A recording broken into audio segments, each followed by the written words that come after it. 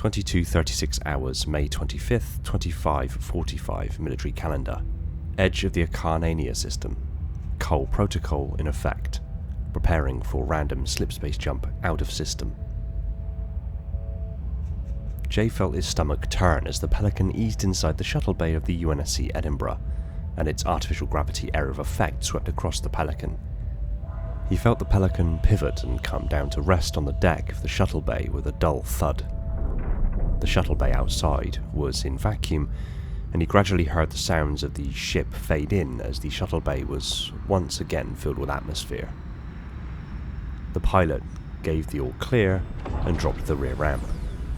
The harsh lights of the shuttle bay, gleaming off the non-slip titanium deck plates, was nearly blinding, and it took him a few moments to adjust. The remaining members of Fireteam Ares, accompanied by the 3 giant forms of the Spartans of Green Team, filtered past Jay as images of holding a tiny, pale body in his arms flashed through his head. It froze him to the spot as he remembered the grim realities of the situation. He was the last person that little soul saw before they passed.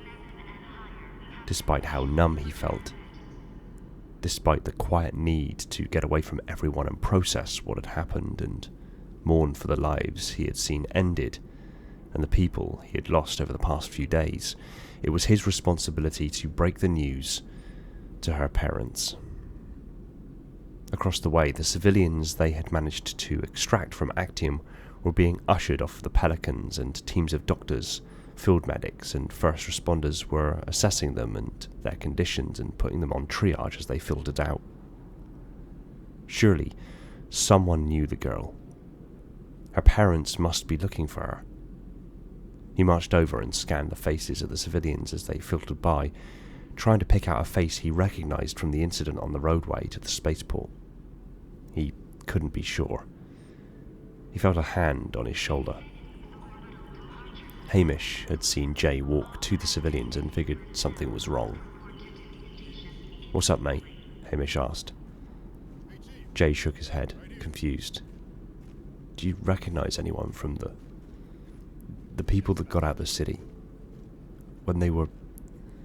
the ambush, I need to tell..." Okay, Hamish cut him off, in as gentle a tone as he could manage. It was evident Jay was still processing things, likely still in shock. Hamish scanned the faces as they filtered by. They were there. Hamish gestured to a couple huddled together as they walked through the shuttle bay.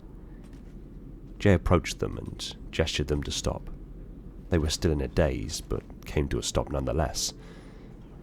"Hey there, are you two okay?" Jay asked as tentatively as he could muster, but keen to get past the pleasantries. The man looked at him confused for a few moments, and then replied, "Sorry, what did you say?" They were in shock, and Jay's desire to cut to the chase was probably not helping. I said, "Are you two okay?" Jay repeated. Yes. No, not really. It was..." The man paused. I've never experienced anything like that before. We're just glad to be alive." "Okay," Jay replied. "The medics will check you over shortly. You'll be fine. The girl on the bridge, did you know her?" The man's gaze was distant, but drifted back to him, and his eyes fixated upon him as if he'd just noticed him for the first time. No, he didn't." Jay nodded. "Okay, keep following the group. You'll get checked out shortly." The couple nodded and kept moving forward. Hamish walked over as Jay moved through the crowd of people looking for faces he recognized from the bridge. Hamish wove his way through the crowd to get to Jay. He could overhear him asking if anyone knew the girl from the bridge. He was sounding vexed, and Hamish needed to remove him from the situation and get him debriefed so he could process the events of the past few days. Just as Hamish was about to grab Jay's shoulders and guide him out of the crowd, a man with 2 children stepped forward and nodded a response. Jay moved to them. "You knew the girl on the bridge?" "We didn't know her personally. but she was with us when we made our way towards the spaceport," the man begun, his 2 children huddled close. Sensing he needed to give more details to satisfy the intensely focused ODST stood in front of him, "In the city. We found her in the city. Well, her and her mother." "Where's her mother? Is she with you?" Jay pushed. "No," the man paused. "When we found her, we were keeping to the back streets to stay clear of the Covenant. We could hear the gunshots ahead. We assumed some UNSC forces were holding out and keeping the Covenant at bay to give the civilians time to get clear, so we headed towards the fight. When we arrived, the fight was over. All that was left were a dozen dead aliens and a badly wounded mother and her daughter." "So where is her mother?" Jay snapped, growing impatient. "She's gone," the man said. "She was the source of the gunfire. She killed a dozen Covenant with a pistol. She was protecting her daughter, but she knew she wasn't going to make it. She asked us to get her girl out of the city." Jay began shaking his head in something between denial and acceptance, something between grief and rage. The man was welling up. "She told us to save her little girl. She told us to get her out of the city and gave us contact details for someone who would take her in." Jay looked up. "Who?" The man was already holding a ragged, blood-stained piece of paper. Jay took the paper and opened it up to read the details, and as he did, his expression collapsed into devastation. Fighting back tears and nearly choking on his grief and rage, he slapped the piece of paper into Hamish's hands, defeated, and without a word, stormed off. Hamish turned the piece of paper over. It had a waypoint contact ID and a name. Henry Van Collar. The realization hit Hamish like a hammer to the chest. The woman, the little girl, they were Van Collar's wife and child. There was surely a philosophical observation to be made about fate having a sense of irony, but it was lost on him right now. Hamish just looked over his shoulder to see Jay storming towards the exit. At that moment, Commander Charles Victor rounded the corner and entered the shuttle bay, escorted by a security detail, to begin helping coordinate with the medics and triage that had been set up and issuing debrief orders to subordinates to get everyone accounted for and checked over. Jay damn near shoved them out of the way as he walked through. The commander stepped aside, allowing him passage, and spared a lingering look as he disappeared out of view, knowing that this soldier had been pressed hard enough today. Marcos approached the commander. "Sorry about him, Commander." He snapped a salute, which was promptly returned. "That's some of the worst we've seen since we enlisted."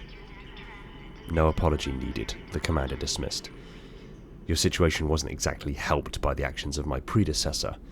He's being held in the brig until we get back to Reach, where he will answer for what he did." The rest of Fireteam Ares had assembled behind Marcos. "Sir, thank you, sir.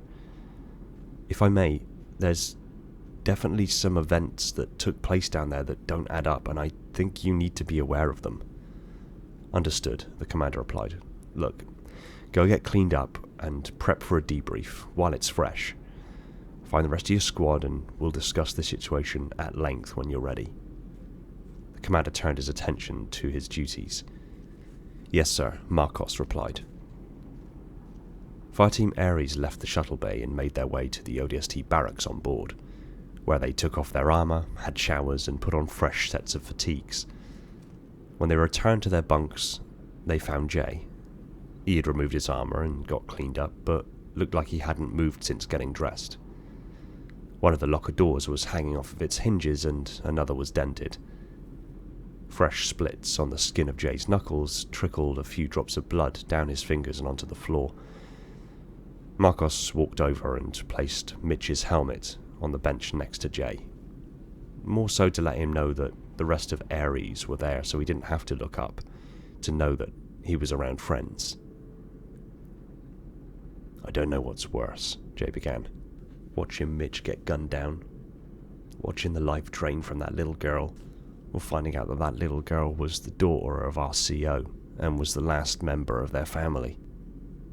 None of it is easy, Marcos replied, and none of it is any better or any worse than the rest. Hamish stepped in. It's been a shit day. We lost one of our own. The Covenant has taken another world.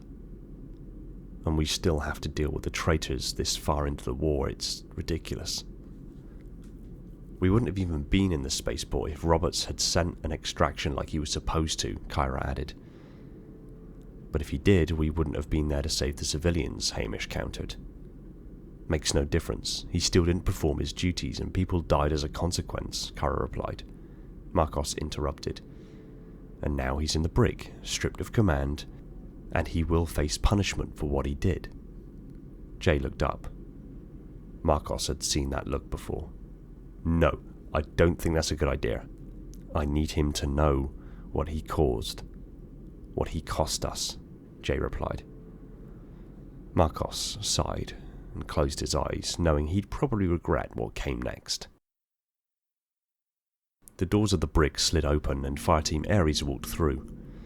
They moved past several empty cells until they came to the one containing Roberts. Save for a small slit in the wall indicating a window and door into the cell beyond, the cell door appeared as just a part of the wall. An alert chimed and the cell door unbolted and slid to the side, granting access into the cell. Within, Captain Roberts sat with his right leg crossed over his left, nonchalantly bobbing his foot. He fixed them with an apathetic stare and returned to gazing into the middle distance. The four members of Ares spread out, and an icy silence fell upon the cell. "Why?" Jay asked. "It's customary for subordinates to greet a superior with a salute," Robert replied without missing a beat. "You've got to be batshit insane to think that I'm going to salute you," Jay bit back. Roberts remained quiet. "ODSTs died because of you. Good men, good soldiers died because of your ignorance," Marcos spoke. "ODSTs die. It's an occupational hazard," Roberts replied. "ODSTs die in the line of duty. They shouldn't die because they're left high and dry by spineless captains," Kyra bit back. Jay growled. "Civilians died needlessly when you refused to evac us." "I never refused to evac you." "No, but you refused to evac them." Jay's blood was boiling. "Our duty is to protect humanity." "What the hell were you thinking in refusing to send more birds?" Marcos asked. Roberts didn't dignify it with an answer. Jay continued to boil at his indifference. He snatched a stool that sat in the corner and threw it over his left shoulder. It struck a security camera in the upper corner of the room. Roberts noticed that. Then Jay, a stocky and powerful ODST with a temper, squared up to Roberts, an aging captain, and held his gaze. "With that camera out, I could mess you up in such a way that they'd have difficulty figuring out if I attacked you or you just had an aneurysm. Then maybe you'd feel an ounce of the pain that you've caused today," Jay threatened. Roberts didn't reply, but it was obvious Jay had his attention. "One way or another, you're going to pay for what you did. For what you cost us. There's a little girl down there who would have died alone on that bridge to the spaceport if it wasn't for us. The last thing she knew of humanity was this man," Marcos gestured to Jay, holding her and showing her compassion as she passed. "Countless more civilians would have died if we hadn't have kept fighting in spite of your failure, and one of our own gave his life to make sure that we got out of there. These are people of honor and distinction. People who put the lives of others above their own. Decent people. Everything you're not." Jay was trembling with rage, and Marcos could feel it so vividly he could feel himself willing Roberts to make a move so they could make something happen. Hamish stepped in, probably detecting that things were about to escalate. "Okay guys, let's leave this piece of shit to stew in his juices for a while. It's a long way back to reach, and plenty can happen between now and then. We don't have to bloody our hands. Not yet. Hamish and Kyra left the cell. Jay gave Roberts a final look of disdain and turned to exit the cell. Marcos let him pass and spoke rhetorically. Humanity. Empathy. That's what you need to survive. That's what you lack, which is why you aren't going to get away from this. Why you aren't going to survive this. Marcos turned to follow the rest of Ares. Didn't do those civilians any good though, did it? Or your fellow ODSTs. Marcos stopped in his tracks. Roberts continued. They still died. They could still be alive if you would have just got on the Pelican I sent you. If you had just left the civilians. If you would have just left those self-entitled inner colony pricks. Mitchell Hayes would still be alive. It's your fault. Roberts didn't get a chance to finish that sentence before Jay surged past Marcos and straight punched Roberts directly in the face. Marcos moved forward and realised in the haze of his anger that he wasn't moving to pull Jay off of him but to throw a few himself. An alarm sounded and moments later a security detail entered the brig. Hamish and Kyra held fast and prevented them from advancing into the cell. Behind them, shortly thereafter, Green Team ducked through the door and pushed their way through the security detail. Hamish and Kyra backpedaled a bit, but stopped at the threshold of the cell door. Green 1 looked past them and saw Marcos and Jay beating Roberts as he tried to fight them off. Fireteam Ares, stand down, Green 1 called out over the shouting voices. Marcos's head craned around. Roberts landed a punch in Jay's solar plexus, winding him. Jay doubled over and Roberts swung an elbow at the side of Marcos's head. Arrest them, Spartans, Roberts called out before Marcos and Jay set upon him again. Green 1 looked down to Hamish and Kyra. Please step aside, we have to stop this. Hamish and Kyra took a quick glance to see Roberts now on the floor with his face covered in his own blood. They nodded and stepped clear. Green 1 and 2 took 2 huge steps into the cell, threaded an arm each around Jay and Marcos, and stepped backward out of the cell, dragging the two off of the now unmoving Roberts, heaped on the floor. He's an innie, Jay was shouting. You didn't hear him, he's an innie. Stand down, Commander Victor's voice cut through the noise. The room fell silent. Actually, we did, the commander began. Although the video feed was disrupted, the audio wasn't. Fireteam Ares, I understand your frustration, but that doesn't excuse your actions here. I sympathise with your situation, I truly do. But for the remainder of our journey back to Reach, you are confined to quarters, upon which you will be handed over to Naval Command for them to decide the proper course of action. Get them out of here, and get Roberts to the infirmary. Around a day had elapsed since the incident with Roberts. Fireteam Ares had remained confined to quarters, save for a few psych evals and some debriefing after the events on Actium. Commander Victor had in fact taken the opportunity to clarify his position on the incident with Roberts. Since Roberts had deserted people on Actium, both civilian and military, and since in the brig he had demonstrated obvious prejudice towards inner colony populations, there was probable cause to consider him an insurrectionist sympathiser, or worse, a full-blown insurrectionist. While the physical assault of Roberts was a step too far, he had antagonised the situation, and Fireteam Ares had literally just come from a particularly devastating and bloody battlefield, and were likely reacting instinctually rather than logically, still stuck in the fight, so to speak. So rather than confine them to the brig, he felt confinement to quarters was a more suitable means to keep an eye on them. Further to this, however, there wasn't much else the commander could do. He still had to file a report, because if he didn't, there is no promise that either Roberts or other personnel wouldn't, and he couldn't be seen leaving out critical information like that from his reports. He had shortly thereafter also received a response acknowledging the situation and asking Ares to be prepped for transfer for further action to be taken. The only odd part about this was whom this response came from, but he had learned very shortly after beginning active duty that there were some entities within the UNSC's military structure that you just didn't question. They had finally dropped out of their second slipspace jump, arriving in the Epsilon Irandi system and en route to Reach. Fireteam Ares, report to the starboard docking port. An automated voice spoke over the shipwide communications. They had already packed their gear and were ready to go, but were expecting to be transferred at one of Reach's anchor stations. Being asked to move to a docking port suggested that they were being moved from ship to ship. Fireteam Ares moved into the corridor where they were joined by a small security detail, and they were escorted through the ship to the starboard docking port. As they approached, the three dominating frames of the members of Green Team made an appearance. "Come to see us off?" Hamish asked. "Negative," Green One replied. "We're coming with you." "Where are we going?" Marcos asked. "You? Not a clue," Green One replied. "Okay, so where are you guys going?" Marcos pushed. "That's classified," Green One responded flatly. "Clear as mud," Jay mumbled.